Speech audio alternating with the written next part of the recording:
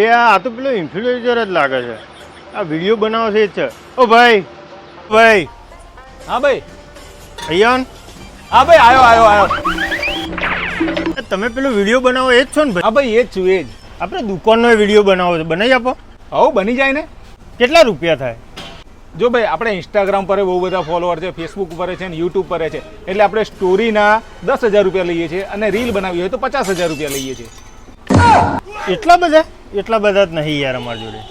તો 40,000 બેવ ના હાલ દેજો ભાઈ. ના યાર એટલા બધા હોતા હશે, એટલો તો દુકાનનો માલે નહીં મારા. તો ભાઈ 15,000 હાલ દેજો, બસ તમારા માટે 15,000 કરી દઈશું.